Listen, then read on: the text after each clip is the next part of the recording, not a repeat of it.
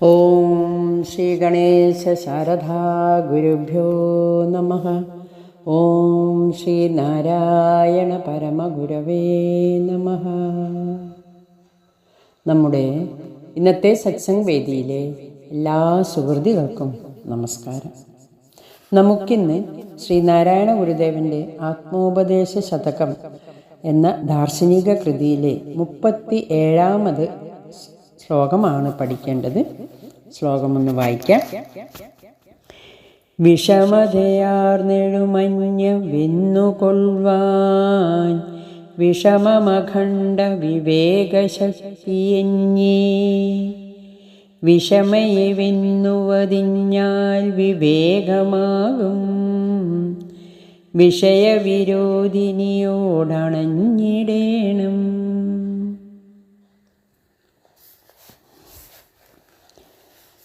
സാരം: ദുഃഖങ്ങൾ ഉളവാക്കുന്ന അന്യയെ കീഴ്പ്പെടുത്തുവാൻ അഖണ്ഡമായ വിവേകശക്തി കൊണ്ടല്ലാതെ സാധ്യമല്ല.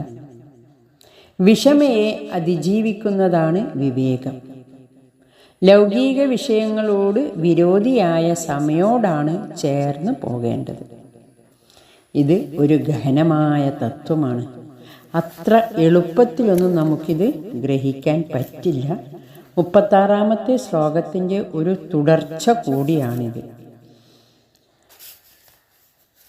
ഗുരു ഇവിടെ പ്രപഞ്ചവിന്യാസവും പ്രപഞ്ചം എങ്ങനെ നമുക്ക് അനുഭവവേദ്യമാകുന്നു എന്നതാണ് പ്രതിപാദിക്കുന്നത്. നിസ്സാര കാര്യമല്ല ഇത്, ഏറ്റവും ഗൗരവമുള്ളതാണിത്. എങ്ങനെയാണ് പ്രപഞ്ചം അനുഭവവേദ്യമാകുന്നത്? പ്രപഞ്ചത്തിന് ശാശ്വതാവസ്ഥ ഉള്ളതല്ല. ഇവിടെയുള്ള ഓരോന്നും പ്രത്യേകം നാം അന്വേഷിക്കുകയാണെങ്കിൽ ഒന്നും ശാശ്വതമല്ല. യാതൊന്നാണോ ശാശ്വതമായിട്ടുള്ളത് അതിനെയാണ് സത്യം എന്ന് പറയുന്നത്. അങ്ങനെ നോക്കുമ്പോൾ പ്രപഞ്ചം സത്യമല്ല. ഇവിടെയുള്ളതെല്ലാം ഉണ്ടായി നിലനിന്ന് മറയുന്നതായിട്ടാണ് നമുക്ക് അനുഭവം. ഇല്ലായ്മയുടെ ഒരു സങ്കേതമാണ് ഈ പ്രപഞ്ചം. നാം ഇല്ലാതാകും, ചുറ്റുപാടും മാറും. ശാശ്വതമായിട്ടുള്ളതെന്താണ്? നാം അത് അന്വേഷിക്കണം. ഇല്ലാതെ ഈ പ്രപഞ്ചം അനുഭവവേദ്യമാകുന്നതെങ്ങനെ? അതും നമുക്ക് അന്വേഷിക്കണം. മനുഷ്യൻ്റെ സവിശേഷത അവൻ്റെ ചിന്താശേഷിയാണ്. അതുകൊണ്ട് ഈ പ്രപഞ്ചത്തെക്കുറിച്ചൊക്കെ നമുക്ക് അറിയണം. അതിന് നമ്മെ പ്രാപ്തരാക്കുകയാണ് ഗുരു ഇവിടെ ചെയ്യുന്നത്. നമ്മളെ മനുഷ്യൻ്റെ ഗുണത്തിലേക്ക്, മനുഷ്യത്വത്തിലേക്ക് ഉയർത്തുകയാണ് ഗുരു. പ്രപഞ്ചത്തിലെ സർവ്വതിനെയും നിയന്ത്രിക്കുന്ന അഖണ്ഡമായൊരറിവുണ്ട് എന്ന് നാം മുന്നത്തെ ശ്ലോകത്തിൽ പഠിച്ചു. ആ അറിവിന് അനന്തമായ ശക്തിയുണ്ട്. ഈ ശക്തിയെ സമയെന്നും അന്യെന്നും രണ്ടായി തിരിക്കാം. ഇതിൽ സമയം എന്താണ്, അന്യ എന്താണ്? ഇതാണ് ഈ ശ്ലോകത്തിലൂടെ ഗുരു നമ്മെ പഠിപ്പിക്കുന്നത്. പ്രപഞ്ച നിലനിൽപ്പ് അറിവിൻ്റെ ഈ രണ്ട് ശക്തിവിശേഷങ്ങളുടെ ഇടപെടലിലൂടെയാണെന്നും നാം കണ്ടു. അതായത് പ്രപഞ്ചത്തിൻ്റെ നിലനിൽപ്പിനാധാരമായിട്ടുള്ള അറിവിൻ്റെ ശക്തികളാണ് സമയും അന്യയും. സമം ഏകത്വത്തിലേക്കും അന്യ നാനാത്വത്തിലേക്കും നമ്മെ നയിക്കുന്നു. അന്യയുടെ മറ്റൊരു പേരാണ് വിഷമ. ഇവിടെ ഗുരു ആ പ്രയോഗമാണ് ചെയ്തത്. വിഷമതയാർന്നെഴുമന്യ. വിഷമതയോട് ചേർന്ന് നിൽക്കുന്നത് അന്യയാണ്. അവ്യക്തതയാണ് വിഷമമുണ്ടാക്കുന്നത്. കൈകാര്യം ചെയ്യാൻ വിഷമമാണ്, വ്യക്തതയില്ല. ചെയ്യാൻ പ്രയാസമാണ്. വ്യക്തത വിഷമം ഒഴിവാക്കുന്നു, അന്യ വിഷമമുണ്ടാക്കുന്നു. അവ്യക്തതയാണ്, സങ്കീർണതയാണ് അന്യയുടെ സ്വഭാവം. എന്നാൽ സമ ഏകത്വത്തിലേക്ക് നയിക്കുന്നു. എത്ര സങ്കീർണതയിലും ഏകത്വത്തിലേക്ക് നയിക്കുന്ന അറിവിൻ്റെ ശക്തിയാണ് സമ. വിഷമതയോട് ചേർന്ന് നിൽക്കുന്ന അന്യയെ വെന്നുകൊള്ളുവാൻ, വിജയിപ്പിക്കുവാൻ പ്രയാസമാണ്. സങ്കീർണതയെ അതിജീവിക്കാൻ പ്രയാസമാണ്.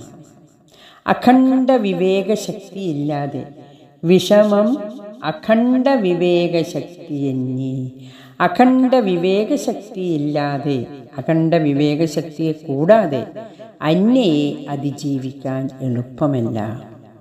അഖണ്ഡ വിവേകശക്തി ഉണ്ടെങ്കിൽ അന്യയെ അതിജീവിക്കാം. വിവേകശക്തി ഇല്ലെങ്കിൽ അന്യ നമ്മെ കീഴ്പ്പെടുത്തും. അവിദ്യ, അജ്ഞാനം നമ്മെ കീഴ്പ്പെടുത്തും. നമ്മുടെ ജീവിതത്തിലെ സങ്കീർണതയെ, പ്രയാസങ്ങളെ, വിഷമങ്ങളെ അതിജീവിക്കാൻ കഴിയും എപ്പോൾ? അഖണ്ഡ വിവേകശക്തി ഉണ്ടാകുമ്പോൾ.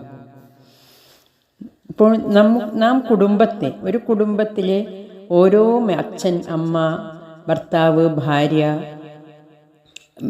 മക്കള്, ഇങ്ങനെ എല്ലാവരെയും, ഇളയമ്മ, കൊച്ചമ്മ, ഇവരെയൊക്കെ വേറെ വേറെ വേറെ വേറെ കണ്ട്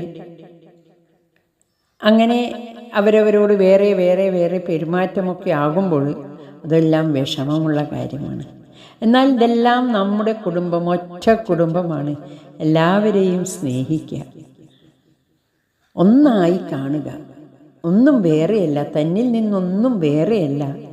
എല്ലാവരിലും ഭഗവാനാണ്. എല്ലാവരെയും ഒന്നായി കാണുമ്പോൾ അത് സുഖകരമാണ്.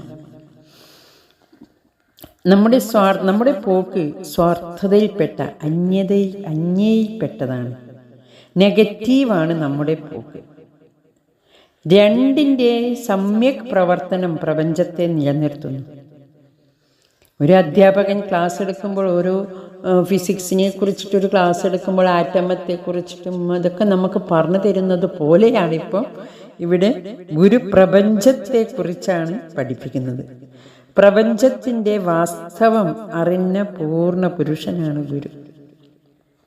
അഖണ്ഡബോധത്തിൽ ഗുരു വസിക്കുകയാണ്. പ്രപഞ്ച പ്രതിഭാസങ്ങൾ സമയം അന്യയും ചേർന്നുള്ള സമ്മിശ്ര പ്രവർത്തനമാണെന്ന് ഗുരു നമ്മെ ബോധിപ്പിക്കുന്നു. പ്രപഞ്ചത്തെ നിലനിർത്തുന്നത് ഈ രണ്ടിൻ്റെയും സമ്മിശ്ര പ്രവർത്തനമാണ്. ഗുരുവിൻ്റെ കാഴ്ചപ്പാടിൽ അദ്വൈതവും വേദാന്തവും ഒക്കെ കാണാൻ നമുക്ക്. ഗുരുവിൻ്റെ ഓരോ കൃതിയുടെ സാരാംശത്തിൽ ഇതൊക്കെ കാണാൻ പറ്റും. ഗുരുവിൻ്റെ വാസ്തവികത സത്യത്തിൽ ഗുരുവിൻ്റെ കൃതിയിൽ നിന്നാണ് പഠിക്കേണ്ടതെന്ന്. അപ്പം നമുക്കൊന്നുകൂടി വിശദമാക്കാം. പ്രപഞ്ചത്തെ നിയന്ത്രിക്കുന്ന ശക്തി അറിവാണെന്നും അത് അനന്തമാണെന്നും ഈ അനന്തമായ ശക്തിയെ സമ, അന്യ എന്നിങ്ങനെ രണ്ടായി തിരിക്കാമെന്നും സമയുടെ സ്വഭാവം ഏകത്വമാണെന്നും അന്യയുടെ സ്വഭാവം വിഷമമുണ്ടാക്കുന്നതാണെന്നും പ്രതിപാദിച്ചു.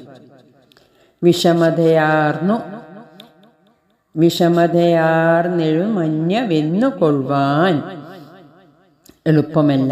അഖണ്ഡമായ വിവേകശക്തി കൊണ്ട് വിഷമതയെ, നാനാത്വത്തെ അതിജീവിച്ച് ഏകത്വത്തിൽ എത്താം എന്ന് നാം കണ്ടു.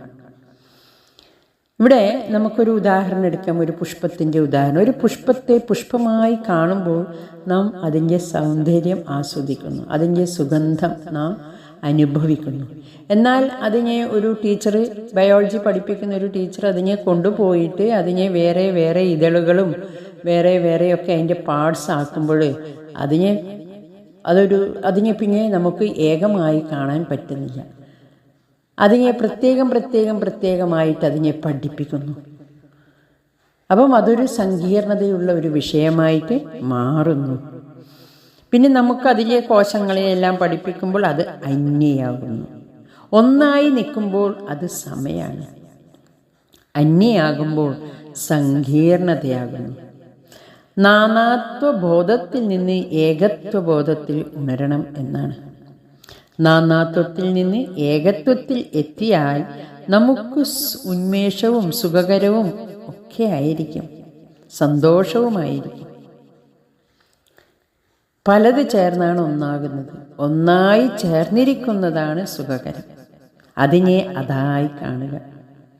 വേറെ വേറെ ആയാൽ സുഖമല്ല. പ്രകൃതിയെ വിഘടിപ്പിക്കുന്ന ശക്തി അന്യെന്നും പ്രകൃതിയെ ഒന്നായി ചേർക്കുന്ന ശക്തി സമയാണെന്നും അറിയുക. എല്ലാറ്റിനെയും ഒന്നായി കാണുന്നതാണ് ഗുരുദർശനം. ലോകത്ത് തന്നെ നാം മനുഷ്യനെ എത്ര തരംതിരിക്കുന്നു. ജാതിയുടെ പേരിൽ, മതത്തിൻ്റെ പേരിൽ, ഭാഷയുടെ പേരിൽ, രാജ്യത്തിൻ്റെ പേരിൽ പാകിസ്ഥാനി, ഇന്ത്യക്കാരൻ, ചൈനക്കാരൻ എന്നൊക്കെ പറഞ്ഞിട്ട് പല വിധത്തിൽ നാം തരംതിരിക്കുന്നു. ഗുരുവിനെ സംബന്ധിച്ചിടത്തോളം മനുഷ്യൻ എന്ന ഒറ്റ കാര്യമാണ്. മനുഷ്യത്വമുള്ളവൻ മനുഷ്യൻ നന്നാവണം എന്നാണ് ഗുരു പറയുന്നത്.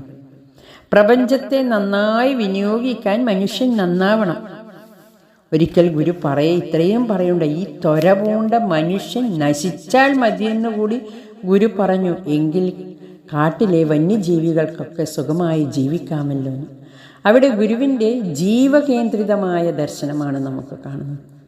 പ്രപഞ്ചത്തിലെ ഈ മനുഷ്യൻ കാട്ടിക്കൂട്ടുന്നതൊക്കെ കാണുമ്പോൾ പ്രപഞ്ചത്തിലെ മറ്റൊരു ജീവികൾക്കും ഈ മനുഷ്യൻ സ്വൈര്യം കൊടുക്കുന്നില്ല. അപ്പം ഗുരുവിൻ്റെ ദർശനം ജീവകുലത്തിന് ആരോഗ്യവും നിലനിൽപ്പും ഉണ്ടാവണമെങ്കിൽ മനുഷ്യൻ നന്നാവണം. എപ്പോഴേ നന്നാവുള്ളൂ?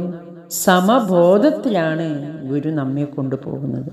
ഒന്നാണ് ജീവകുലം ഒക്കെ ഒന്നാണ്. ആ ഒന്നാണെന്നുള്ളൊരു ചിന്തയാണ് ഗുരുവിനുള്ളത്. നാം ഈ ഇന്ത്യയും പാകിസ്ഥാനും ഒക്കെ നാം പറയാറുണ്ടല്ലോ, എന്തിനാണ് ഇങ്ങനെയൊക്കെ വേർതിരിക്കുന്നത്? പണ്ട് ഭഗവാൻ ഈ ഭൂമി സൃഷ്ടിച്ചപ്പോൾ, ഭൂമി ഉണ്ടായപ്പോൾ ഭഗവാൻ ഇതൊന്നും ഉണ്ടാക്കിയില്ലല്ലോ. ഇന്ത്യക്കാരൻ പാകിസ്ഥാൻകാരൻ ഇതൊക്കെ മനുഷ്യൻ്റെ സ്വാർത്ഥത കൊണ്ട് ഉണ്ടാക്കിയതല്ലേ വേർതിരിവ്. ഗുരു ഈ പറയുന്നുണ്ട്, ഗുരു പറയാറില്ലേ, ജാതിഭേദം മതദ്വേഷം ഏതുമില്ലാതെ സർവരും. ഇങ്ങനെയുള്ള ഈ ജാതിയുടെ പേരിൽ, മതത്തിൻ്റെ പേരിൽ, ഭാഷയുടെ പേരിൽ, രാജ്യത്തിൻ്റെ പേരിൽ ഇതൊന്നുമില്ലാതെ സർവരും സോദരത്വേന വാഴുന്ന മാതൃകാസ്ഥാനമാണിത്. അപ്പം ഗുരു പ്രപഞ്ചത്തെ ഒന്നായി കാണാൻ പഠിപ്പിക്കുന്നു. അതിന് വിഷമമുണ്ടാക്കുന്ന അന്യയെ അതിജീവിച്ച് സമബോധത്തിൽ എത്തിപ്പെടേണ്ടതാണ് എന്നാണ് ഗുരു പറയുന്നത്. മനുഷ്യത്വ ഗുണമുണ്ടാകുമ്പോൾ മാത്രമേ ഈ സമബോധത്തിൽ എത്തുകയുള്ളൂ. ഏകത്വബോധത്തിൽ നാം എത്തിപ്പെടണമെന്നാണ് ഗുരു ആഗ്രഹിക്കുന്നത്. ജീവിതത്തെ സങ്കോചിപ്പിച്ച് വിഷമത സൃഷ്ടിക്കുന്നതത്രേ അന്യ എന്ന ശക്തി. അതിനെ ജയിക്കാൻ സർവാശ്രേഷിയായ അഖണ്ഡബോധമായ വിവേകത്തിനെ കഴിയൂ. അന്യത തീർക്കുന്ന കെടുതി അതിജീവിക്കാൻ വിഷയാശക്തികളിൽ നിന്ന് വിമോചിതമായ വിവേകത്തോട് സമയോട് ചേരുക തന്നെ വേണം. അതിന് ഗുരുവിൻ്റെ അനുഗ്രഹമുണ്ടാവട്ടെ. ഹരി ഓം നമഃ ശിവായ.